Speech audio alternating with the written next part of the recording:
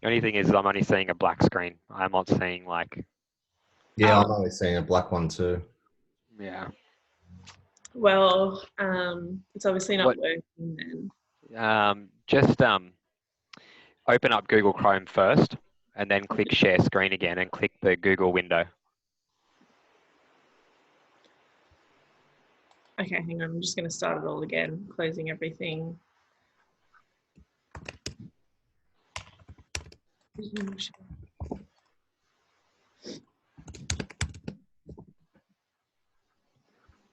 Just this training session, I'd like at least yourself, Flo, or someone to, just do a bit of practice, or even run through doing the category setup or the property setup. Yeah. Because if you're doing it while I'm telling you what to do, it sinks in a little bit better sometimes, other than me just going, and running through it really quickly. Okay. So I'm going to try this again. Share screen. And then click the Google window. Newbook window, and then remote control. There we go. Give to Bradley. Can you see it? Yeah. Cool. There you are. And I'm moving the mouse right now, so awesome. Okay, so you ready to get into it? Yeah, I'm ready. All right, so what I might do really, really quickly, if we do go over a little bit, I'm happy to do so. So what I might do is I'll get you to just go through to the bookings chart for me and just create a booking. Okay, you don't have to put a guest in, just put the information in and use a guest that's already in the system. Yeah. I just want to see if you can remember what you need to do. So looks like you have been practicing because you knew where you needed to go in the menu, which is good. Yeah, I did one yesterday. So then are you saying add booking? Yeah, just choose your birthday or something like that. I don't know, as the dates. Okay.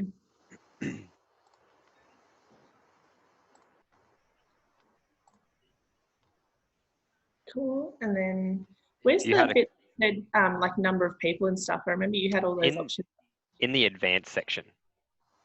Yeah. Oh, okay. Yeah. So then I would be like, it's for adults. Yeah. And then just go through and pick a property that you want to book for. Yep. Yep. Yep. And then add from chart at the top of the screen. Right at the top, far right corner. Okay, yeah. New booking. Yep. Cool. I did it differently yesterday. I you think probably went to add booking. I just did add booking, yeah. Yeah. Okay.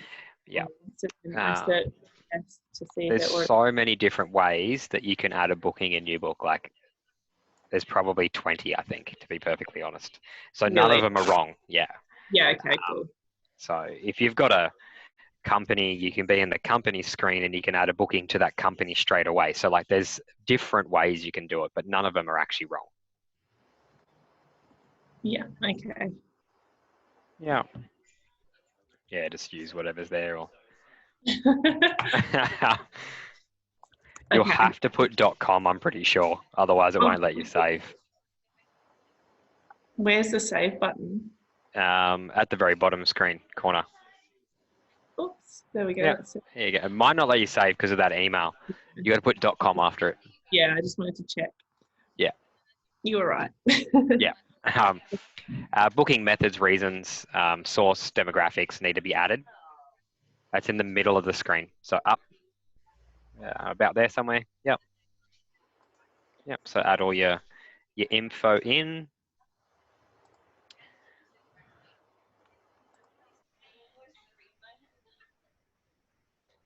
Oh, cool. I didn't see that yesterday. Yeah, cool. Yeah, you can add new ones in. So see all the little blue pictures next to the fields. So like, I'll move the mouse for you for a second. Just there. You can add new ones in to all of them. If you can see my mouse. There you go. Oh, yeah, I can. Yeah. Okay. Yeah. Oh, that's cool. So at any point, I can create a new. Yeah. Any point. Yeah. Okay. And then that's all I need to do, isn't it? And then it's saying that they haven't paid because it's red. Is that right? Yeah. No, it's no, that red there just means that that's the tariff type that you've selected, which is standard. Mm-hmm. Yeah. That's essentially it, because everything's already saved in the properties. So, and then you just press save, and then you need to take a payment. So either at the top of the screen or the bottom of the screen, the buttons are the same. So when I mean the top of the screen, I mean the bar at the very top. Yeah. Yeah. Okay. So. So I think it's a really good thing to sort of just remember, if you ever get lost in Newbook or you don't know where to go, just look to that white bar at the top. It's going to give you Yeah. info on what you need to do. But from Mhm. here, pay deposit. The only reason you're zoomed in a fair bit, I think, from what I can see. Am I? Yeah.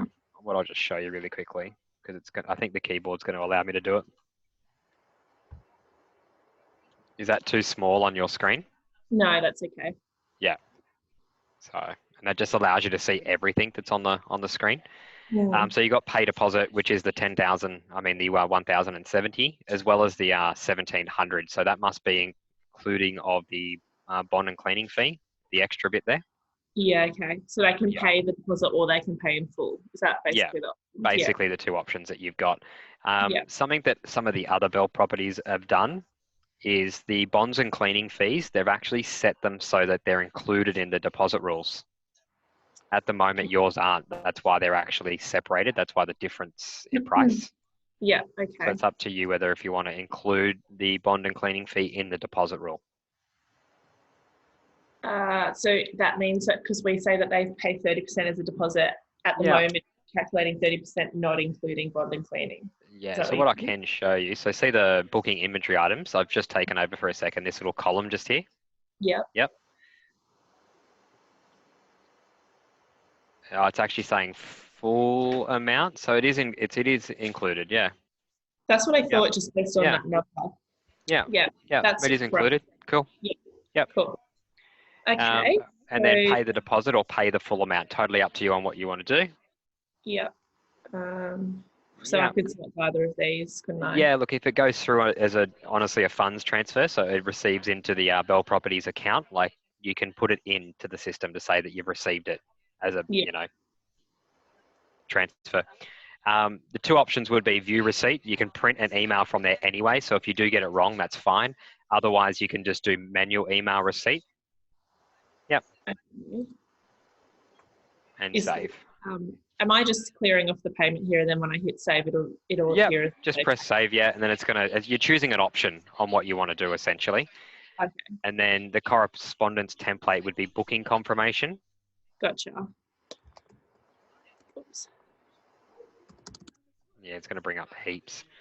So it's actually called, scroll down. This is where I said we're going to rename them. It's that one just there in the middle of that drop-down box. It says translate booking, then hyphen, or that one, down one. But that says for owner. Oh, yeah, okay. That one, Yeah. I was looking at these this morning, and when I typed in booking confirmation, it doesn't come up. So we do need to change the names of them. Okay. Yeah. Jump into those contact templates and just put it what you want it to be. I think the easiest way is to categorize them with like a 1 or a 2 or something in front of them, like 1 dot booking confirmation, because all you need to do is press 1. I just wasn't sure if I do that, the bit that's in brackets that says translate booking, just delete it. Just delete it and nothing will happen? Yeah, the only reason it's there is that if you were to change the word of like the word booking in Newbook to something else, to maybe rental, what will happen is it actually puts rental confirmation instead when it goes out to them. It's just an insert field like a code. So it doesn't essentially need to be there. You could just call it booking confirmation if you want to. That's fine. Yeah, cool. Yep. And press send email. Okay, so I'm very happy that you can do a booking. All right, so look, that's the main process that you guys are obviously going to need to do is obviously put bookings in, okay? The next sort of thing is I will show you the quote screen just before we go off into categories and sites and setting up tariffs. The quote screen is probably another way that you can do bookings. It's probably the most recommended, I think, for property letting. It's just called quote booking, okay? You can add these into your favorites for ease of use, okay? It looks very similar, the settings that you've got on this screen, to when you're creating a booking. Yeah. Sorry, my phone's actually ringing, sorry. So it looks very similar to when you're creating a booking. You've got the guest details at the top here. So whose booking did you just use? You used... It was called like, oh yeah. I don't know who it was. I did like Thomas. Thomas? Smith or something. There we go. That's good enough. All right, so Mr. Thomas Smith has rang up. He wants a quote. Okay, so I think the most important part on this screen is this section just here. Okay, the booking status. You've got Yeah. 2 ways of creating a booking from here, which is actually putting it in as a quote. All quote is going to do is it's going to create a booking, but not hold availability. It's just going to give them a price. Okay. Okay. Unconfirmed will lock the booking into the system and say that yes, it's holding the availability and waiting on payment as well. So yes, it's a price and holding availability. So that's the most important part on this screen. Okay. Okay. You can go through, select your dates exactly like you would on the bookings chart as an example.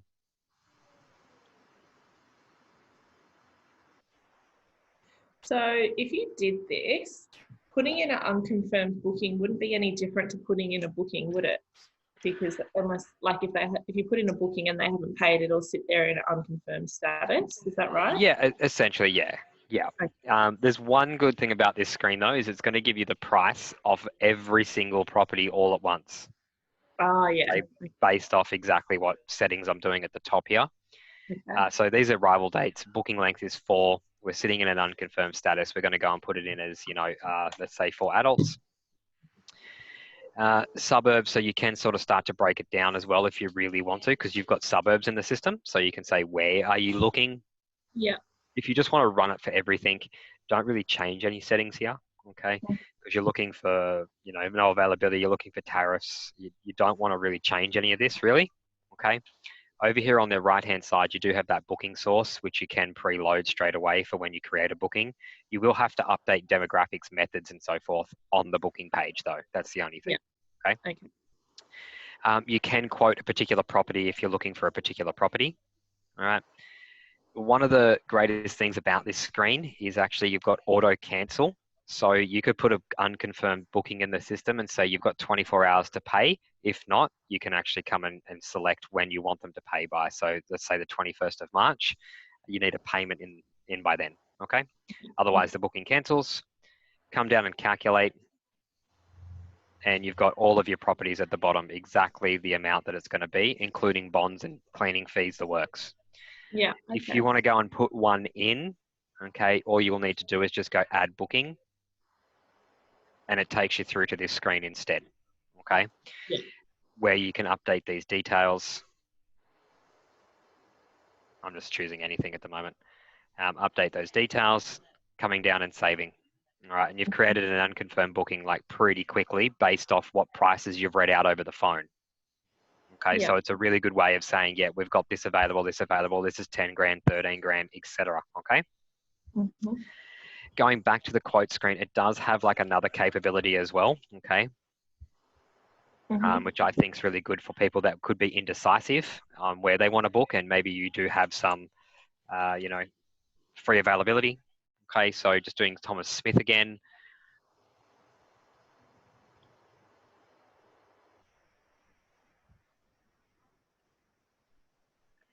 Four, okay, and coming down and calculating. This time I'm going to leave it on quote though, okay, not unconfirmed. And as soon as I flick over to quotes, I might go back to unconfirmed. See this little section just here? Yeah. How it's grayed out. If I go over to quote, it actually brings it in, okay? And it gives you another field that you can, it's called availability email. It'll make sense once I create this, and then you'll be able to see what it does. Yes, I'm on the quote status, and yes, I can go and add a quote straight into the system. Just remembering it is creating a booking, but not holding availability. But the other option you get when you've got the booking status quote set is these tick boxes on the right-hand side, okay, all appear. So you can go and tick all of the properties for that very indecisive person. Sorry, it's a bit slow. As soon as I tick those, you get this send availability at the top of the screen, okay? Send availability will create an email contact template, okay, with all of the pictures that you have. So like the main picture anyway, that's on the category with descriptions, as well as arrival departure dates, how much it's going to cost for those 4 nights. And it's going to go through every single property. Cool. Okay, and give them information. They can go and add the booking as well. So they can click here when they receive this email, and it will actually add the booking online, and they can take payment that way. Yeah. Okay. All right. So sending the email. Once we send the email, you can see it bounces us straight back to the guest screen. The reason being is we haven't created a booking. All we've done is just send an email to Thomas Smith. That's it. Yeah. Okay, just on the information about each and every individual property. They've got the option then to book what they want to book. Okay. If someone does ring back and say, look, I want to book this, but I'm not doing it online, what you could do is go to availability emails. There's a section in Newbook for this, availability emails, and you'll be able to see all the emails that you've sent off to them. That little field that I said that will make more sense once I calculate that is a follow-up date. It Yeah. actually automatically follows up this email for whatever date you've set to send them another one to say, do you want to go ahead with this booking? Love that. Okay. And All right. does it just default to only doing that once, or how do we? It will only do it once based off that date that you've done, but you Mm. can come in here to this screen, okay, and you can go and say send again if you want to. Otherwise, you can do it in bulk. You can start ticking every single availability email in here and go send correspondence or add another follow-up date if you want to, and go and mass email them all again, Yeah. okay, to try and get those bookings. The availability follow-up, so just here, ticking the box again, okay, and you can add or update and a follow-up date as well. So you can go and say, I want another follow-up at this time if you want to do it that way. And then it automatically does it later. So it only does it once, but then you can still come in and update it and do it again if you want to. Okay. That's how most property letting are actually doing their bookings, just to give them that option, either from the quote screen or sending availability emails. They're not really using the booking chart too often. Just they probably use it to optimize to make sure, you know, where gaps could be and stuff like that. But yeah, most of it's all done through that screen. Okay. Okay. Does that all make sense? Yep. Yeah, cool. I would recommend coming in and just utilizing the screen, just getting a little bit of a handle on how it sort of works, and adding it to your favorites as well. If you do add bookings in the system as quotes, you do have quote list as well. Okay, I didn't add a quote booking, but you'll get the same thing as your availability email list where you'll get all the quotes that you've done, so you can follow up on the quotes as well. Okay. Okay, as well as you get quotes converted. So this is a good way to be able to track how many sales you're actually getting by particular staff members. I don't know whether if you guys do it that way or not, but you can come into this and go, all right, well, Flo's done a quote booking. She's done 20 this month and she's actually converted 10. Yeah, cool. Okay, so you can see how that's working with your staff members, as well as any quotes that actually have expired in the system. So you can come in and see all the expired quotes. And how long does it take before it expires? So that's all based off like the cancellation date, basically. So you know the cancellation date that I showed you, the automatic one? No, not Yeah, that's right. Yeah. So from our quote screen, Yeah. selecting book status quote, that is essentially your expiry date. Oh, right. Gotcha. Yeah. Okay. Essentially. Yeah. Yeah. Cool. Okay. Yeah, so that all, do you want me to do a quote so that I can show you how it all works on that screen as well? Yeah, might as well. So we've got him on the screen, so that's easy. All his details are there. So just come down and calculate. So instead of doing the tick boxes on the left, this time we're just going to go add quote because they want to book grand views. Same as when we did the unconfirmed, it will just bounce you into this screen, okay, where you get to obviously select all these. Yeah. Once they're selected, that's all you really need to do. Come up and save. Okay, and we've got a booking status there of quote. If I was to go to the bookings chart for the 17th of September, it wouldn't be on the bookings chart, okay, because it's not removing the availability. It's just the price. That's all it is, okay? And then the other one now is, so the quote bookings list. You'll see that I have a quote there now, okay? So what you can do from here, obviously, is, you know, switch properties if they want to, send correspondence and so forth. I can expire the quote though. So let me just update the status of it. I just sort of I'm just cheating here a little bit instead of using that automatic field. Okay, so it's actually now disappeared from here because it's now cancelled. It's not a quote anymore.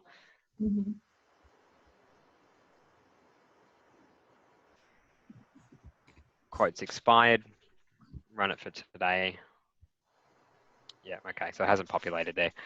There were So no just so cancelled I quote bookings during the understand, reporting period. I don't know why that hasn't populated, to be honest. But what was right, that? Sorry, Flo?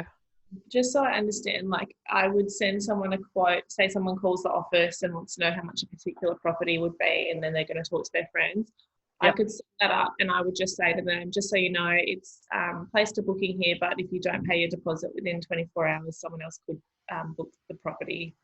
Yeah, You know, you'd have to do that one in a unconfirmed state, especially if you're going to say to them that I've placed a booking and you've got to pay in 24 hours. Otherwise, someone's going to get it.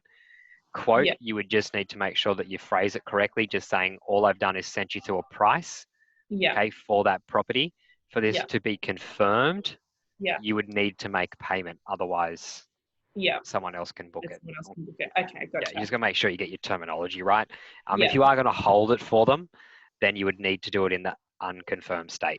confirmed. Yeah, okay, Yeah. got it. Okay. So then it just removes it from all your booking channels and manual bookings and stuff as well. Yeah, Okay. If I was to make a payment on that quoted booking, it would have been in the converted list. Okay. okay. Yeah. And then Um, if I place an unconfirmed booking, is it set up in Newbook so that if they don't pay within 24 hours, it will expire, or is that something I can yeah, select? you can actually do that. So the unconfirmed way of doing it. So go back to our quote booking screen. If you've got unconfirmed selected, which it is now, you can still auto So, cancel. yeah. Yeah. So you just use the auto cancel. If you are doing it from the bookings chart, but doing it this way, this is the way that you would have done it yesterday. Add booking. Okay, so you're not using the quote screen, you're just going straight into add booking or doing it from the bookings chart instead. Hmm. Sorry, I've lost control for a second there. Oh. I don't know whether if I can open up that tab because it's not the one that you're sharing, so that's fine. I'll just do it in a, I'll just open it in this screen. Yeah. So your optional bookings details tab, so this one just here.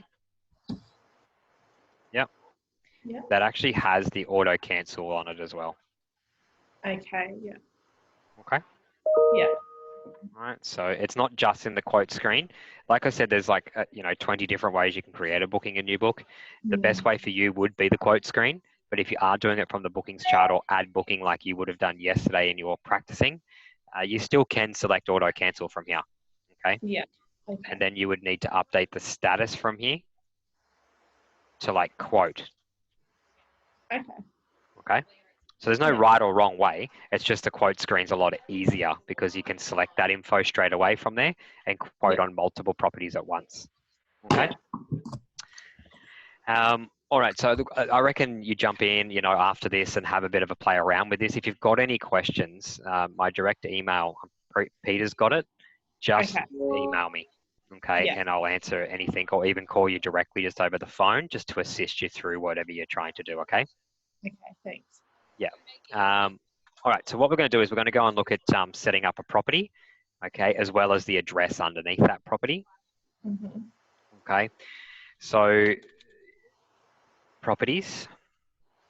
Okay. Yeah. And you'll see the full list of properties that you have when this loads. Okay, so they're all your properties that you've got. So Ocean Eyes and Private Sands and so forth. You've actually got 47. So just remembering you do have different pages at the bottom here, or otherwise you can change this to 47. Okay. So we should only have 37. You'd have to make sure, yeah. So jump through there and have a look at what's not should be there. There's Okay. one that say not on spreadsheet. I can see. Did they put in little notes already? Did they? Yeah. See about halfway down. It says not on spreadsheet. Pacific View. Yeah, not on spreadsheet, not on spreadsheet. So Yeah. that's what, So we yeah. can delete them. Bridget has made it very easy for you. Yeah. Yeah, so definitely jump in, go through this list as well. So it's one of the things that you will need to obviously check. Yeah. Because how it works in Newbook for every property that you set up, it's technically $1. Okay. Or for every address, I should say, not for every property, for every address. Yeah. Okay. Okay. Yeah, so that's just going to minimize some of your costs. So to set one of them up, okay, so to set one of them up, all we need to do is go up to add property, okay? this is in your training database, so I'm just going to set something up, you know. Okay. Yep. Okay. And that's the property name. That's the property name. Okay. Yep. The type is going to be, you know, 3-bedroom house, whatever you want it to be. Okay. Is it a resident or, okay. Looks as though that some of this information's come across from Yes Book It. Yeah. So in our checklist, can I like email you or Bridget to have that removed or? Yeah. Otherwise, when you're live anyway, you just go through and deactivate them all. It's just called property types up here. Oh, okay. Property types. Yeah. I won't be able to see it though. I can't get off this screen, but property types. And all you do is just tick the boxes and say deactivate. Pretty simple. The ones you don't want. Okay. Okay. Mine's going to be a 5-bedroom. Okay. Short description is normally the name. Okay. And then like a hyphen and something really nice. Okay. After it. The full description is what's going to display on your Bell Properties website, okay, as well as what was in that availability email when we sent it. Okay, so you need to make sure that it says something really nice. Coming on down, these placeholder images, they're only there if you don't have property images, like literally images for that property. Okay, otherwise they don't get used. Yeah. Okay. Requires housekeeping, yes. Okay. Selected by default for occupancy reports, definitely yes. If you are deactivating properties that you don't want, active or deactivate, so yes or no. Okay. So the top half of this is probably the easy part. This is where this all starts to now really break it down. So you can see all those tabs there. Yeah. Some of these settings are not really going to come into play for property letting, but I will sort of explain just what they are so you don't look at them and go, oh, you know, what's this for? Yeah. Because you're only having one address, okay, underneath the property name, you're not essentially withholding any addresses from being placed. How that would work in your scenario, let's say that the property is actually a set of units and you own 30 units within there, okay, that you're letting out, then what you would do is that, yes, the unit block is what we're setting up, but you want to withhold 15 of those that can't be booked online because you want to keep them up your sleeve for you to be able to book manually. Okay. So that's what that would actually do. But in this scenario, when you're setting up just one property and address straight underneath it, it's just going to be 0 because you're not withholding anything from online. Okay. Number of splits with you guys, I would probably set all this to 0. Okay. Just because you don't really want to be splitting a booking when they're, you know, one property might be 5 kilometers away from the other.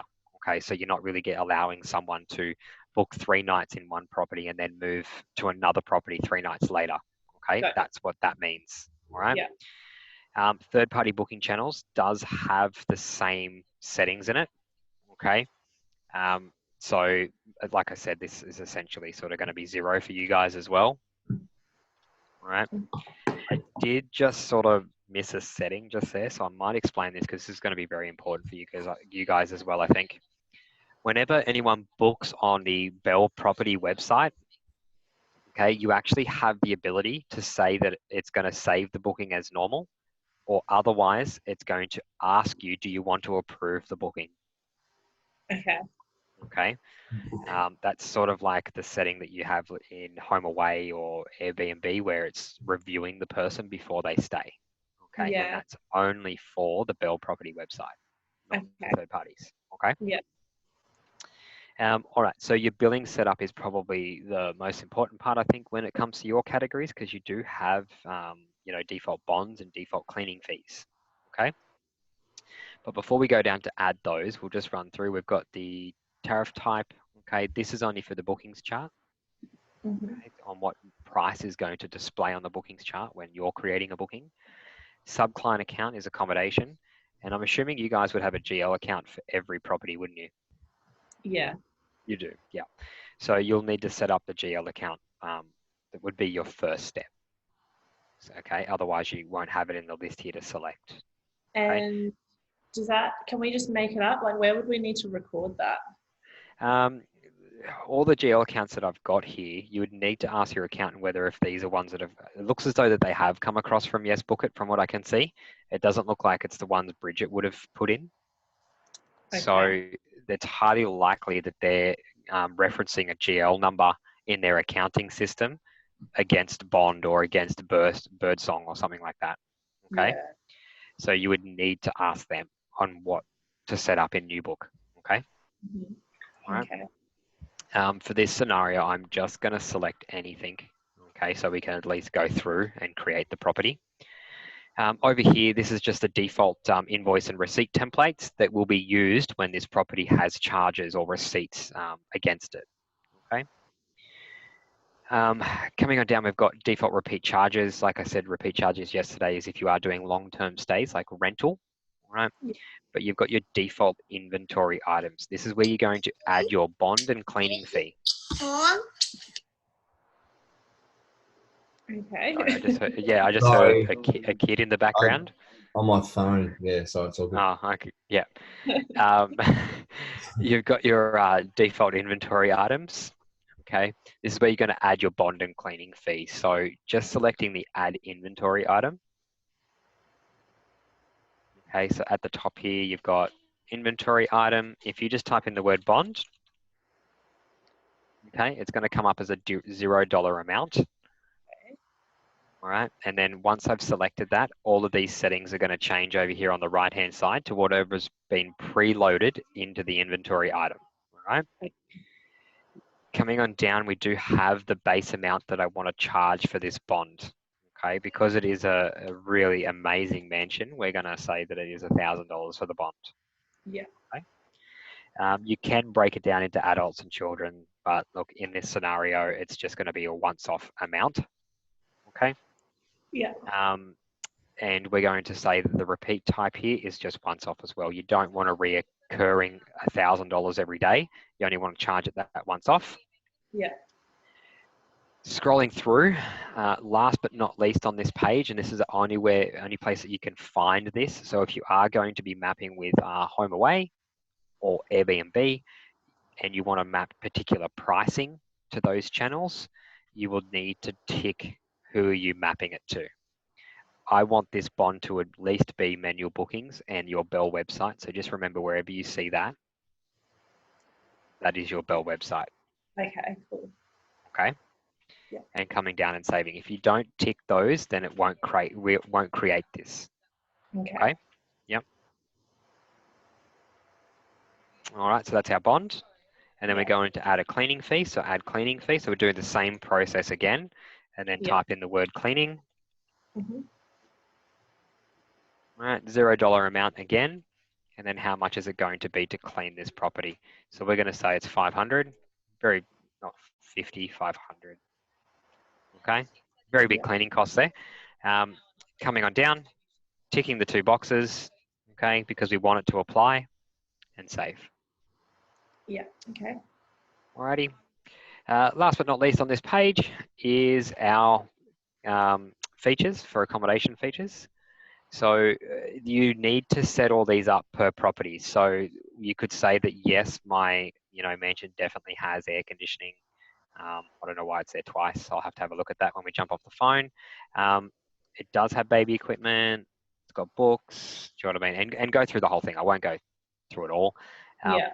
I think the thing that you will need to do though in here, just for it to display correctly on your direct website, is making sure that the amount of beds that you have. Okay, so if it has bunk beds, that will actually come across to the website. Okay, so bunk beds. I don't think I can see anything else that says beds though. It doesn't. So what I might do is when we jump off the phone, I'll add one in that just says like bed or queen size bed or something like that. Yeah. And then when you when you say one, okay, it's actually going to put a picture of a bed on the Bell's website and say that it has 3 or 4 or 5 of them. Okay. Yeah. Okay. All right. You can set up individual bedding as well if you want to. This can work in with housekeeping and stuff like that, as well as linen. Okay, but it's more or less for like hotel styles, because I'm assuming if cleaner already knows that they need to clean that property, that it could have 6 beds, so they need to take that stuff with them, or it's in the cupboard there, who knows. Okay. Yeah. Um, Just back to beds. Yep. So once you put that tool in, are we say they're like double beds? There's 4 double beds. Are we going to tick 4 beds or 8 because it sleeps 8 people? how many beds are actually? Yeah, so you would. Because I think often if people see the icon of a bed and then 4, they assume it only sleeps 4 people. Would that be through the? It's a good question. Would that be through the checklist for each property that you're going to do anyway? Yeah, you will need to go through each property and make sure that they are all set up correctly. Yeah, we've got a checklist, Brad. I'll email it to you now, so you can just see what we've done with the checklist once we've finished. I think Bridget emailed it to me already. Yeah, cool. Yeah, but So, it's just also deciding on how we do that because I think beds, whilst it's a bed, it symbolises how many people it sleeps. So can we put like, we'll have to put how many people it sleeps there and then a different icon for, or a different area for. Well, occupants come across though. That's the thing. So okay, there is this little one that I probably shouldn't Okay. have. I did miss it a little bit. But occupants. Okay. Yeah. So your occupant limits, you do maximum combined occupants. Okay. Cool. And say that it's going to sleep, 8 people. Yeah. But then when you do your accommodation features, you put 4 beds. So then people, I'm assuming, are going to put the 2 and 2 together. yeah. And go, it sleeps 8, but there's 4. So I'm assuming there could be double, queen, singles. Yeah. And then in your description at the top, okay, you would put in like 4 king beds or 4 double beds or something like that. Okay, so they can get that info. Cool. So it does work in conjunction with each other. I think bathrooms definitely comes across as well. Beds, occupants, the amount of cars as well. He's got a picture. Yeah. So, okay. Yep. While I'm actually doing these other settings, I'll come back to your linen and discounts at the bottom there. So you've got your occupants. All right. You've got other settings as well. So this one does work a lot with property letting as well. Is that, do you allow the same day back-to-back bookings? I think I showed you this yesterday anyway. Do you allow same day back-to-back bookings? Yes or no? And what days do you want to say yes or no to? So you might not be able to get cleaners on Sundays. Okay. So if someone wants to come in on a Sunday, they can't until it's clean on a Monday. All right. So that's how those settings work. Mm-hmm. Your default booking notes as well. This is really good if you've got individual properties that have different gate pins or just info for yourselves. Okay, so no one sees this except for yourself. Okay, so you might put the Wi-Fi password in here or something like that. Okay. Discounts. So just down the bottom here, if you guys have discounts set up in the system, you can tick if it applies to this property or not. The other thing as well is your default bookings task. Everybody misses this tab when they're setting up a property. Okay, this is where you'll need to select your pre-arrivals and your departure cleans. If these are not ticked, then they don't automatically create like I showed you when we created a booking yesterday, and they won't come up on the housekeeping list. Okay. Coming down and saving.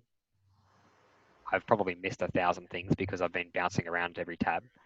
Minimum booking duration before allow splitting must be greater than 1, so you can't actually set them to 0. Yeah, okay, fair enough.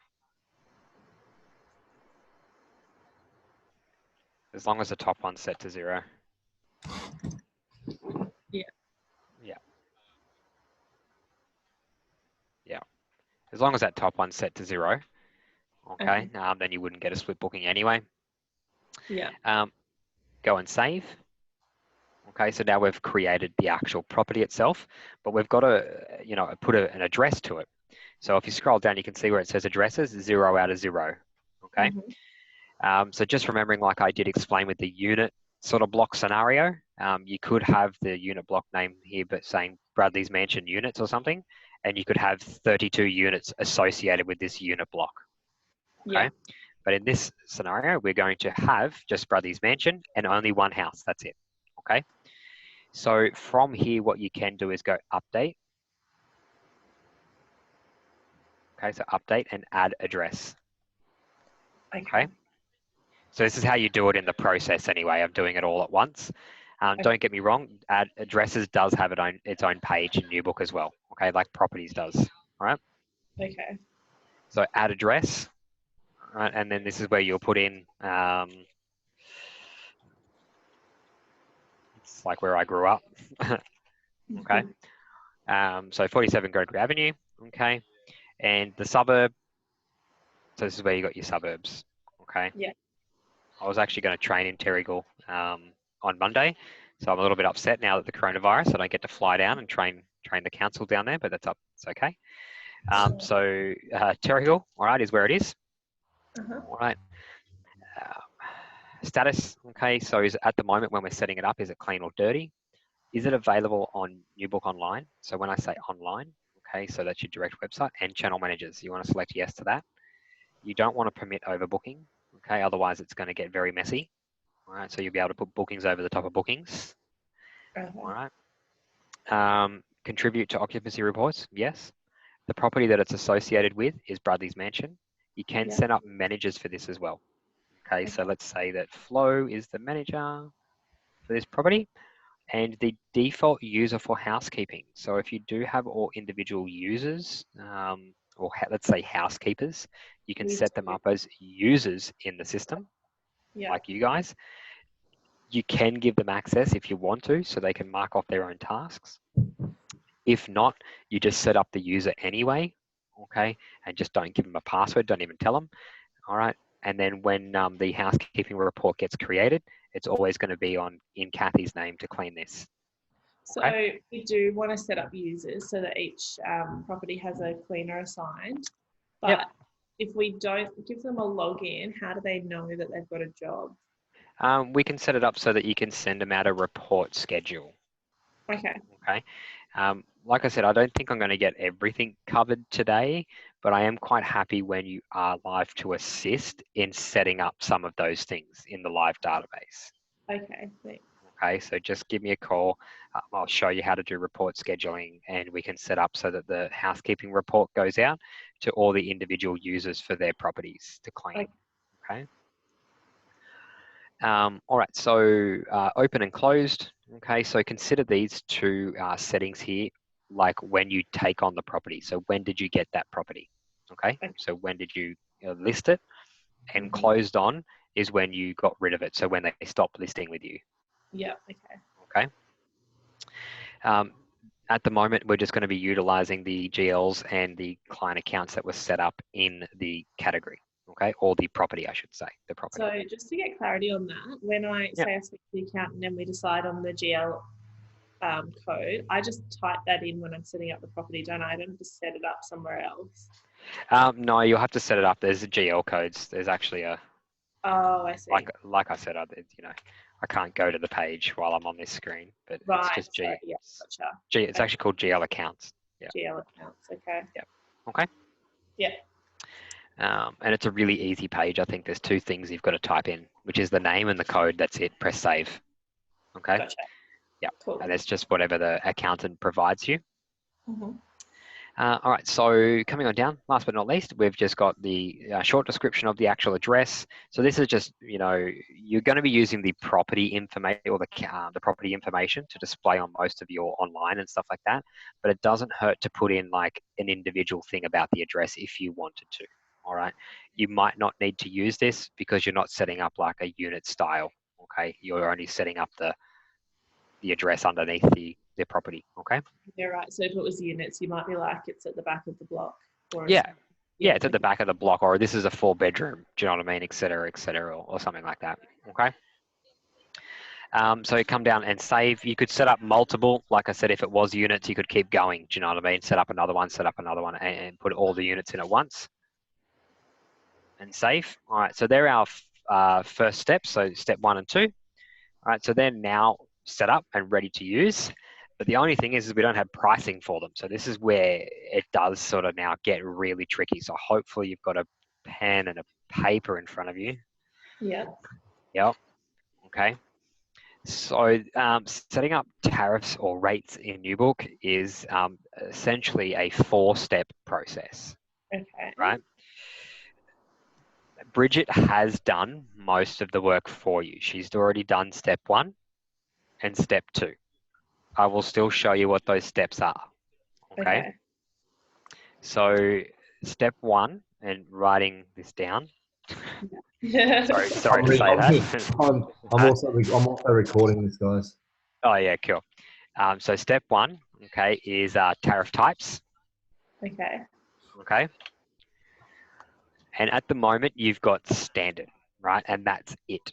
All right. And just consider tariff type to be essentially the name of the rate that you're charging. So that's what they see online. So another way to explain this could be low, mid, or high seasons. Okay.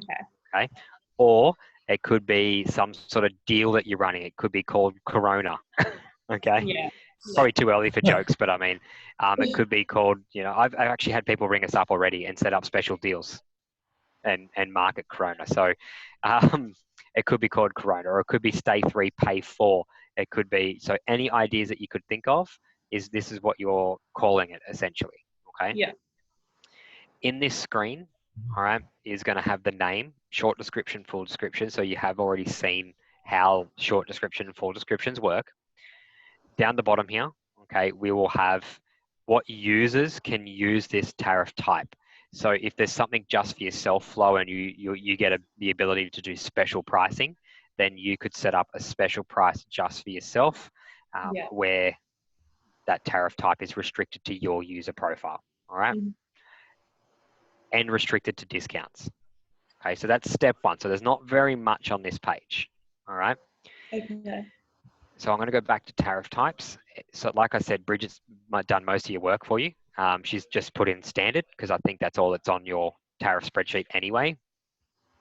Step number 2, okay, is how long do you want it to run for? Okay. So tariff periods. All right. So tariff periods.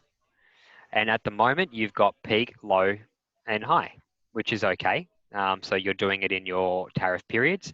But some people like to actually set up like different tariff types to go along with peak, low, and high, and not just have standard the whole time. Okay. Yeah. But the way you've got it, there's nothing wrong with it. A lot of people just have standard. All right. Okay. So in here, all right, you can see that your peak season is going from the 18th of December 2020 through to the 11th of January 2021. Yeah. Yep. Okay. I just had to wrap my head around that and remember that it was 2020. Yeah. But yeah, so 2020, okay, to 2021. Then your low seasons, okay, and then your high seasons. So looking at that, you'll be able to see that if you were to follow through all the dates that are there, is that you're not missing anything throughout the year. Okay, you're actually going from here, then all of a sudden, I think maybe your high season might take over. Is that right? Yeah. But What's can I after the 11th of June? Yeah, go for it. check? In Yes Book It, people can only book 12 months in advance. Is there a setting here that I need to be setting so people can only book 12 months in advance, or could they potentially open up our calendar and book for like 2023? No, that's all right. Yeah, it's actually in the tariff in step 3. Okay. Yeah. Cool. Yeah. So yeah, looking at this particular section, you can go and add dates in if you want to. If you don't want to update your pricing, okay, all you will need to do is come into this section and add new dates into peak, low, and high season. Okay, and it will use the same pricing in step 3 and push that out through all the new periods that you've added. Okay. Okay, so just going in to have a quick look at one. Let's go into low seasons because it's got a fair few more dates in it. Okay, so all it is really is the name. Okay, it's available every day. So just editing this, you'll be able to say that the period that we're setting up. So maybe you're setting up a special period just for Fridays and Saturdays. All right. You can run that all the way from January 1st until the end of the year and run the whole period the whole time. And only every Friday and Saturday gets this pricing in step 3 that you're setting up. Okay. So that's what the available on means. Display color, that will make sense when we get through to the tariff chart. So that's the very last thing that we're going to do today. Yeah. Just one more question. Yeah, go for it. So say you wanted a weekday price and a weekend price. In step 3. Okay. Yeah, so this is just how long is it going to run for, essentially, okay? Yeah. So you can add new dates in by saying add new date, okay, and say that I want this price to be, et cetera, or we're adding in a new low or a new high or something like that. But All right. at this stage of step 2, the low season is running from Sunday to Monday, so it's all week. But if we Yeah. had weekend to weekday pricing, would there need to be two different No. low seasons? No. You wouldn't have to. No, you can actually do it in the tariff itself. Yeah. Okay. Yeah, all of that sort of stuff can be controlled to a pretty full-on level. Is probably the best way of saying it. Yeah. Yeah, this is all this is basically doing is just saying how long is that pricing going to run for, not what's involved in the pricing, whether if it's higher or lower on Fridays, Saturdays, or closed for arrivals on a Saturday. That's all done in the actual rate itself. Yeah. So, Okay. coming down and saving. Okay. I've got overlapping because I've added another date in there. So just get rid of that. Save. Okay. So step 3 is actually setting up the tariff itself. So the rate. Okay. Yeah. All right. So tariffs. And these are all the tariffs that she's got in the system. And you can see that she's done a little bit of systematic naming there. She's actually got step 1, step 2, and then step 3 all in the name of the actual tariff. Okay. And that makes it really, really easy to find. Right. Gotcha. Okay. All right. So just making sure that you sort of stick with what she's set up, the way she's done it. And we do recommend everybody names their tariffs like step 1, step 2, step 3. Okay. Yeah. Okay. So these are all the ones that she's done for you off that spreadsheet. Okay. For all your individual properties, you've actually got 111 records there. And that would be because you don't just have one, you've obviously got peak and high and standard for each and every property. So you've got three tariffs throughout the year for the 37 properties you got. So, okay. All right. So coming up and going add tariff. All right. At the top here, we are going to call this standard. Mm-hmm. Okay. We're going to put a hyphen. Then I'm going to say that we're setting up the low one first. Okay. And then I'm going to name it what property we're doing. Typing way too fast there. Mansion. Okay. All right. So sticking with the consistency that Bridget's done. So we've got standard, low, and Bradley's mansion. We do have the ability to set up dynamic rates as well. So do you guys know what dynamic rates are? I can take a guess, maybe, but Take no. a wild guess. Go for it. Is that where it changes? So, what different price weekday and a weekend? Works exactly like the airlines do. So you can set it up based off occupancy. So the more properties in which you're booking, okay, the last property is going to be more expensive than the first. Okay. Okay, you know, when you're booking an airline, you can get it for $63 and go book it the day before and you get it for $300. Yeah. Okay. Yeah, that's exactly what that does and automatically does it for you as well. All right? Okay. Our base price calculations is exactly your questions that you were asking on how are we going to set it up for different pricing throughout the week compared to a Friday or a Saturday. Before I go and change this though, I will just run through what we're looking at and then I'll go through the different options in pricing we can do. Okay. Mm-hmm. You can also change the way that additionals work, but you don't charge additionals anyway. So you're just going to leave this little row here at the bottom at 0. Okay. Okay. Over here on the right-hand side is how many people are included in the price that we are going to create. At the moment, we're just saying 1 adult. Because you don't charge extras, you will need to say combined included occupants. Set that to yes. Okay. And say that Bradley's mansion can hold 10 people. Yeah. Okay. Okay.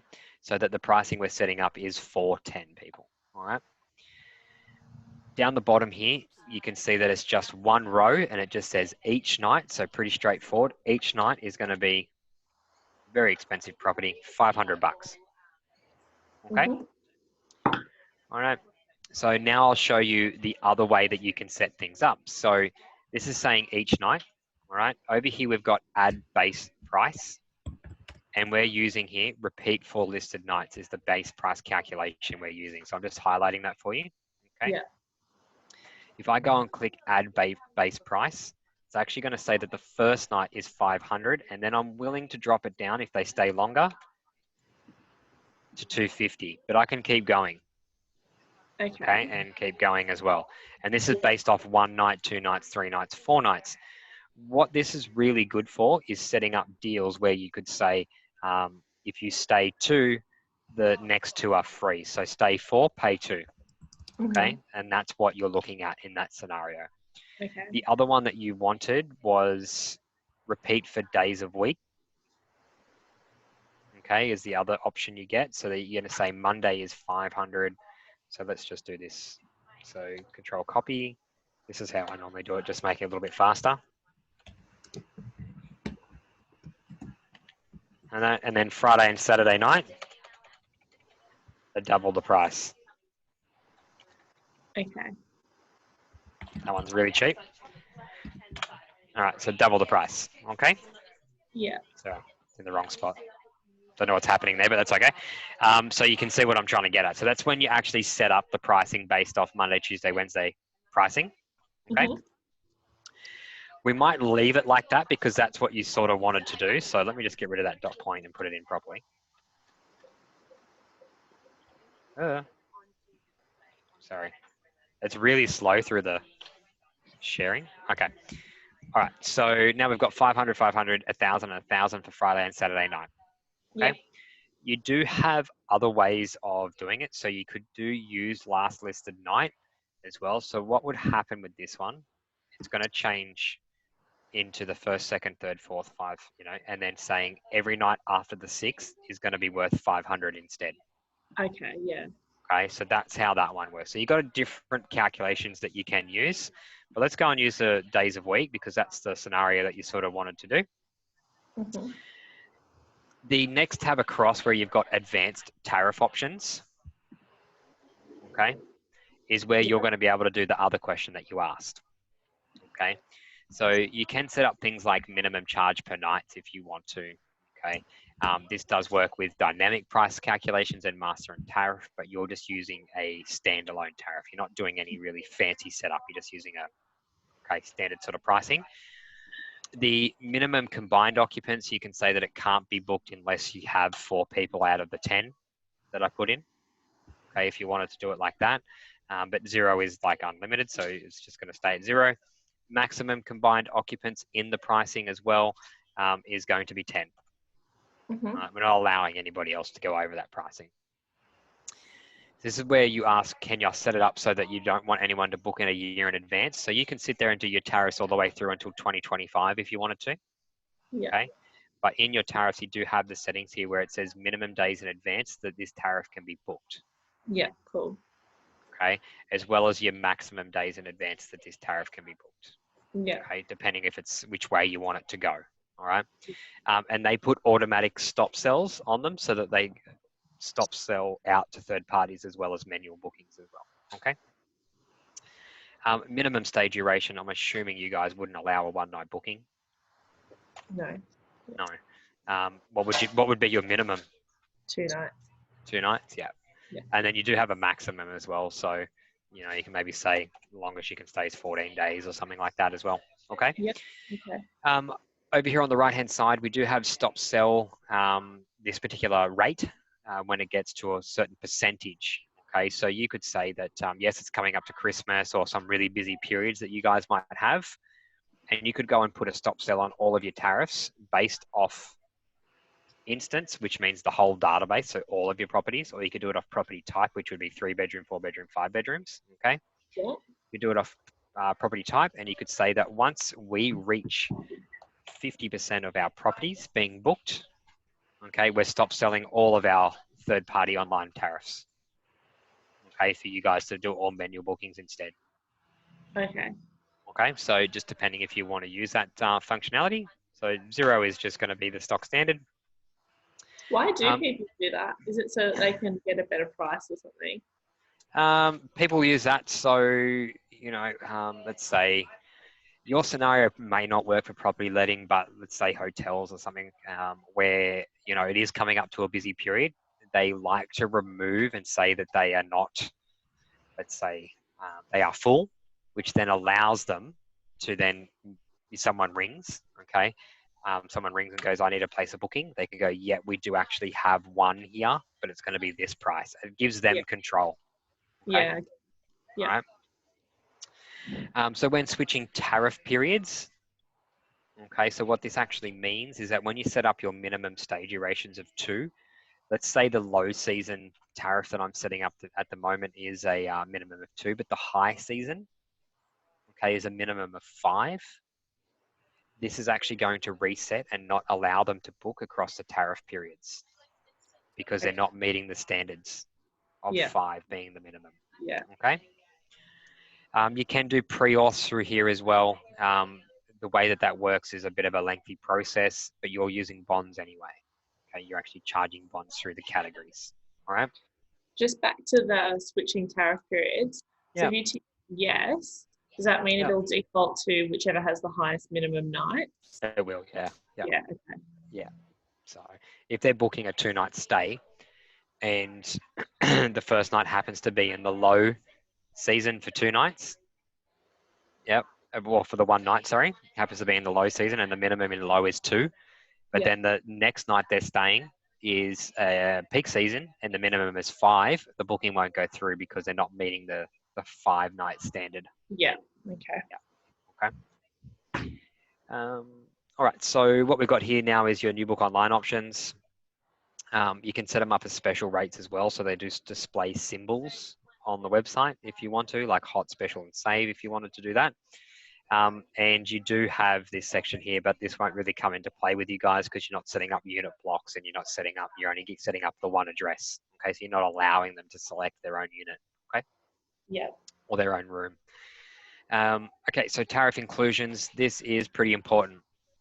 Okay, you will need this to be typed out on what's included in the rate or what the conditions are of this rate so that it displays on the website. Mm-hmm. Okay. Yeah. All right, so that is essentially setting up the tariff. Okay, we do have the deposit rules though that we need to set up. All right, so that's right at the very bottom of the page and it's called deposit rules. You'll have to refresh my memory on what your deposit rules are. So what exactly is a deposit rule? Like we say that if you have to pay within 24 hours and you have to pay 30% and then you pay the rest. That's essentially, that's essentially it, yeah. Okay. So what's your deposit? So what's the actual rule? Pay 30% within 24 hours to secure your booking. Within 24 hours? Yeah. Okay. So this will be 1 day, because that's 24 hours. After booking being placed, days in advance can be left at 0. Percentage of total, okay? Deposit amount, you said 30%, is that right? Yeah. 30%. And then the minimums and the maximums, just leave those at 0, that's fine. Yeah. Okay. And do you do cancellation fees? You do as well, don't you? Yeah, we do. Yep. And we also, that's how you pay your deposit, but do we need to set up a balance rule or anything like that? Or it's just the deposit? A balance rule? What do you mean by a balance rule? We draw the balance 14 days prior to arrival. Oh, yeah. You'll need to set up another one. So what you would do then is go and add another deposit rule. And you would go 14 days before arrival, percentage of total 100. Yeah. Yeah. And that will be your 2 rules that you've got. And then what's your cancellation fees?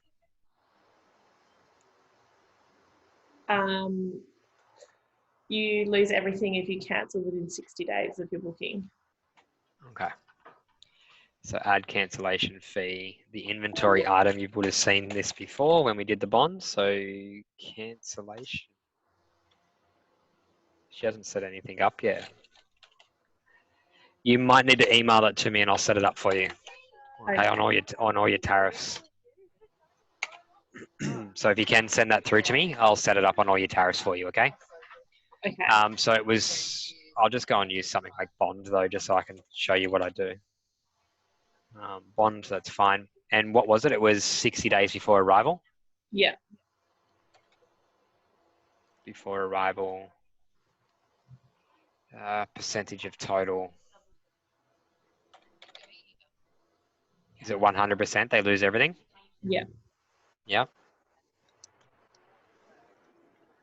The only thing is they're going to sort of contradict each other though, because this How one so? here is 14 days out that they need to pay the whole entire thing. Yeah, But yeah.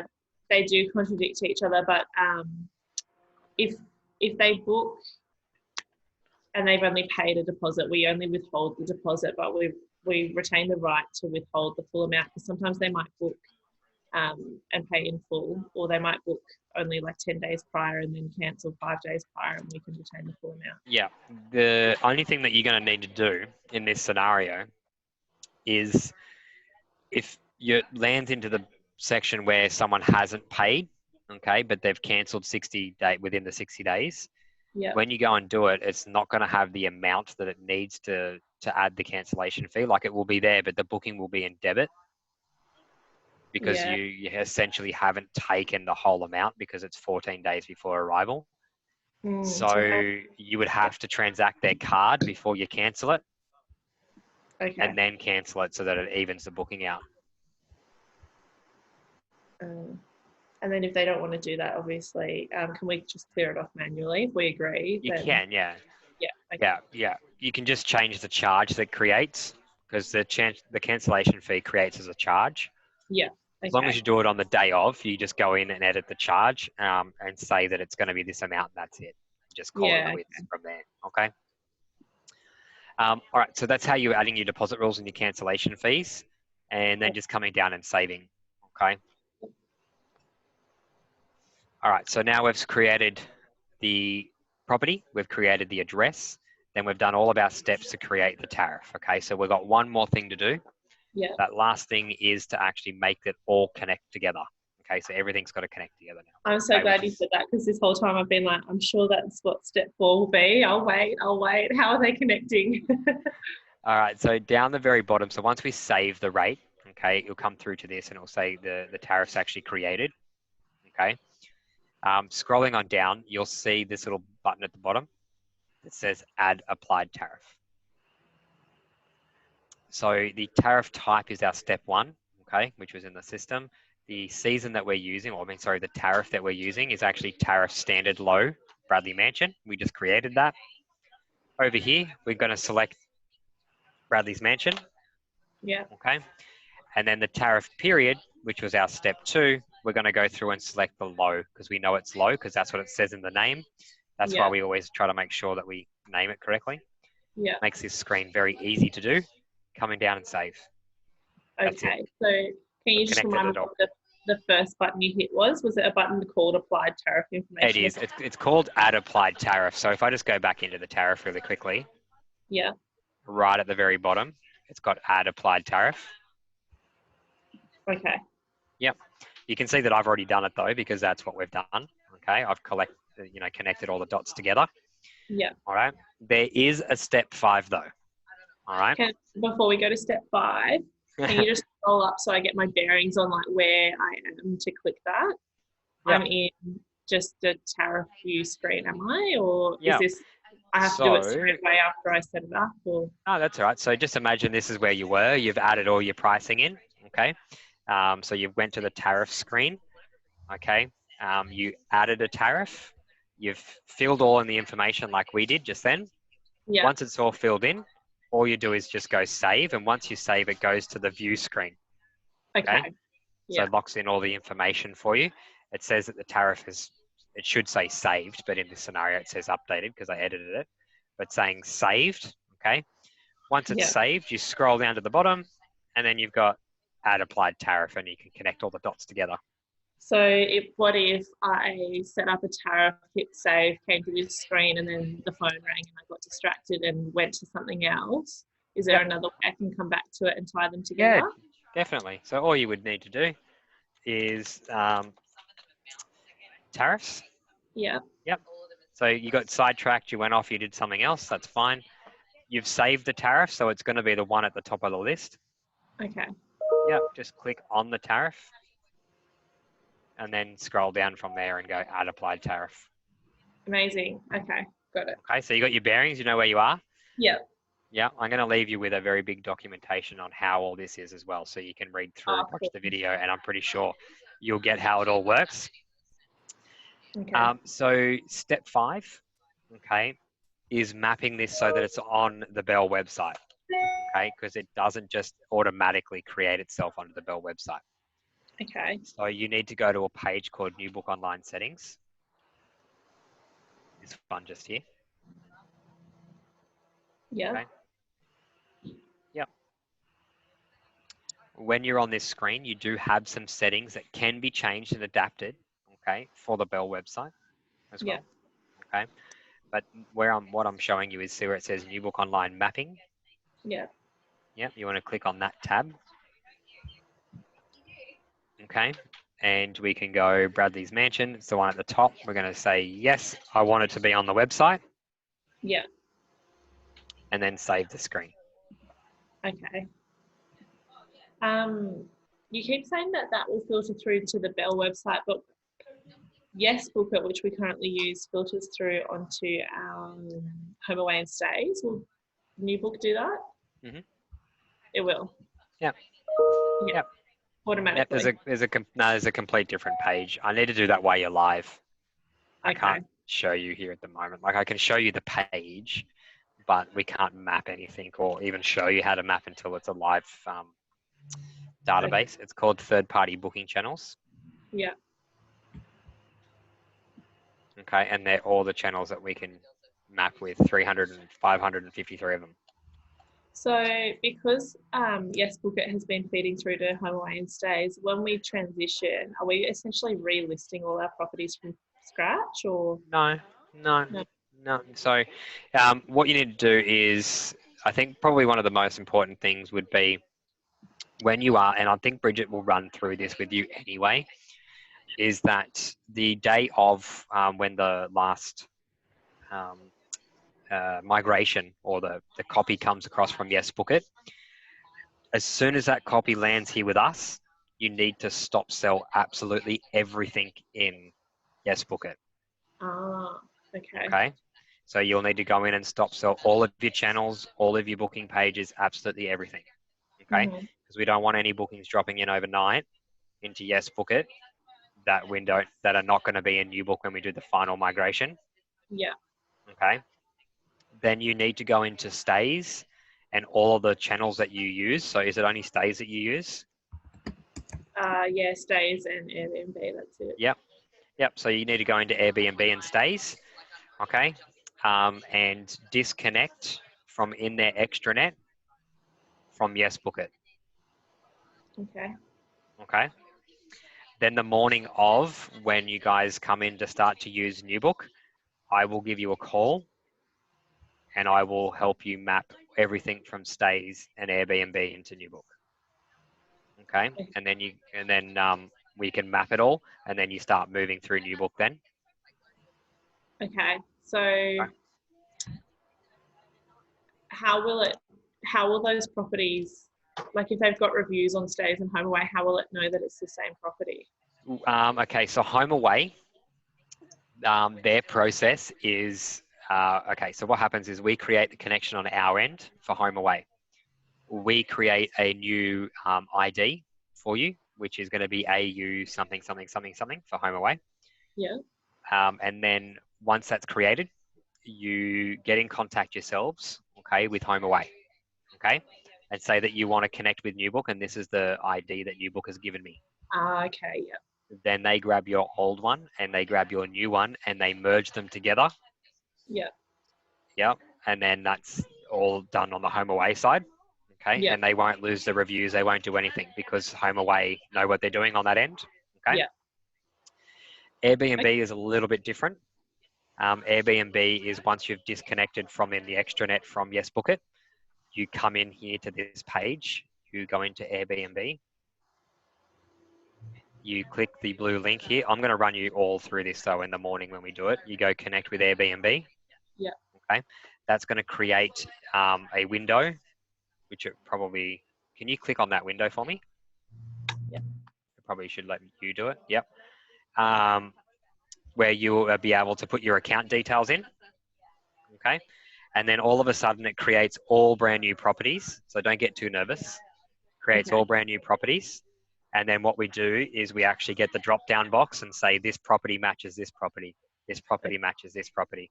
And then Okay. they merge them together, but we've got to do it ourselves. Okay. HomeAway does it for you. And I'll help you with the Airbnb one. Okay. Okay. And what we've done with Yes Book It is we haven't actually linked Yes Book It with Airbnb. It's just a calendar merge at the moment. Yep. We always list properties separately on Airbnb. Are we going to continue to do that, or will we be like if I put a new property into Newbook, is it going to advertise it on Airbnb if I want it to? You definitely can, as long as the connection's set up. If you put a new property into Newbook and you've never had it on Airbnb before, it automatically will push it out as long as you map it to Airbnb. Yeah. The only thing that I'm going to give you a heads up with, though, with Airbnb is I do this with all property letting, is there's no request to book. It's all instant book. Okay. Okay. But With the connection. when we list on Airbnb, we can put it on request to book if we want to. Sorry, what was that? At the moment, when we list our properties on Airbnb, we list them directly through Airbnb, and there's an option to have book. I knew that was going to be your answer. I know the setting exists in Airbnb. I've personally seen it. But when they gave us the ability to be able to integrate our system into theirs, they didn't give us the ability to be able to adjust that setting. Okay. There is a lot of people at the moment and some other Bell properties that have sort of said, well, okay, well, that's, with all due respect, that sucks. So there's nothing we can do about it at the moment. We are sort of talking with Airbnb to see if they can give us the setting. Yeah. So we can control it, but at this stage we can't. Oh, well, I don't really care about that. I think it's better to be on Instant Book, personally. Awesome. But yes. Is there anything else that they've restricted you guys from doing? There's two different integrations that you can have with Airbnb into Newbook. Those two integrations are a full integration where everything's controlled from in Newbook. Okay. Or the other one is a limited where the only thing that we push out to Airbnb, or actually the only thing they get off us, because they actually jump into our system and pull the information out, is rates and availability. That's it. Otherwise, everything else is controlled in Airbnb, like the category descriptions, the occupant limits, everything else is all controlled in Airbnb. So there's two different styles. It's up to you which one you want to use. Yeah. Okay. Yeah. Cool. Where HomeAway is everything's controlled in Newbook, and that's it. Yeah. It's going to work better, I think. Yeah. Okay. That's good. Cool. So I'll help you do that on your live day, though. Okay. Yeah. It's not allowing me to do it. So can you go back to the third-party booking one? Yeah, cool. All right. So yeah, I probably did it. That's good. So the last thing I wanted to show you now, okay, is what we call our tariffs chart. So tariffs chart. Okay. And now you'll see that Bradley's Mansion is at the top here. Okay. And it's mapped to the low season. You can even see the pricing changing throughout the week as well. This screen here does do a lot of functions as well. You've got your base tariffs. You can override all of your pricing at the top here by adding an override. Periods from, periods to, specific days of the week. Okay, the property that you're using, the tariff that you want it to apply to. Okay, well, a tariff type. I do recommend only keeping this one here on base tariffs at all times, unless you'll stop selling as a particular channel. Okay. Okay, don't go and click all of them and say that I want to update the price on all of them, like your third-party booking channels, because updating the base rates anyway is going to update the ones on the third party anyway. Okay. All right. Then you've got the options in active, so yes or no, stop sell, yes or no, do not override, override pricing, dynamic, fixed, override it by a particular percentage. Okay. As well as you can do daily other inclusion overrides like minimum nights, adults, children. So that's where your minimum nights are, as well as closed for arrivals and closed for departures as well. Okay. Okay. When you are going to do an override, okay, please give us a call and I'll give you a hand. Yeah, okay. Okay. So don't be too nervous about that. If you wanted to come in here and practice in the training database, most certainly do it. Yeah, okay. I probably wouldn't override any of the prices yet until you do the cross-referencing though. And then you can come in and do some overrides if you want. Okay. Okay. Ooh. That's basically it for me today. If you want to do another one, please let me know. If you have any questions, Peter's got my direct email. Yeah. Okay, cool. Thank you. So easy, mate. That's Thank okay. you. Well, Do you have any questions? No, it's all good, mate. Recorded that, so we'll get that out to everyone. And Yeah. we've got the one page of checklist, which I think Flo, you're going to probably be the lead on that anyway. Yeah. Being stuck at home, so you've got all the time to get that stuck in. So I think that's just what we have to do now is get every single property checked. Yeah. It's all good to go, and then we'll reconvene maybe Wednesday next week. Yeah, I think for sure. it'll be good to do another training session for sure next week sometime. Yeah. Just let me know your availability if you like. I think, and then I can. shoot, Flo, what day do you reckon for next week? Maybe do Tuesday, Flo, and that way while you're doing properties, you're going to come up with questions and stuff. Yeah, I'm happy with that. I think it's good to keep them close together while it's all fresh in our minds. So Yeah. Start Tuesday next week, Brad, if you can. Yeah, for sure. What's your email address, Flo? It's Central Coast. Yeah. .rentals. Yep. At bellproperty.com. Okay, cool. I'll send a calendar invite to all of you guys. Great. Okay. Amazing. And Thanks, do you want to mate. just do it over Zoom again and send me through the link? Yep. Same link, mate. It'll be the same link. Okay, awesome. Awesome. One thing before I disappear though, just because I know that you want to, this is being recorded, so I might as well just show everybody this as well in the recording, is you've got knowledge base. Okay, so if you forget anything, so let's say we did tariffs today, type in tariffs, search. Okay, this is everything to do with tariffs. Okay, there's 16 records. Cool. All right, and then there's how do I create a new tariff? So everything that we just did is nearly word for word in here.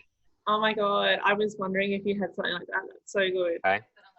And there is a, it's not happening straight away, but we do have videos on the way. Yeah. Okay. So it's same as what we would have just done in that recording, but they're actual videos with all of our training staff doing a different video. Yeah. And on how to do different sections, and they'll be posted in the next to the instructions. Cool. So if I want the knowledge base, I just type it into the hamburger menu. Yeah, right? just type it into the hamburger menu there. Yeah, and then you can print it out on a PDF if you want as well. Totally up to you. But whatever you're looking for, you can type in the word booking or how do I create a booking, and it will give you the steps on how to do so. Okay. Great. Okay. Thank you. All right, all good. You guys have a great day, and I'll get a time. Hopefully it's 10 o'clock again next week on Tuesday, but I'll send you through a calendar invite. Okay. Thanks, mate. See you, buddy. Thanks. Thanks. Have a great day. You See ya. too. Bye.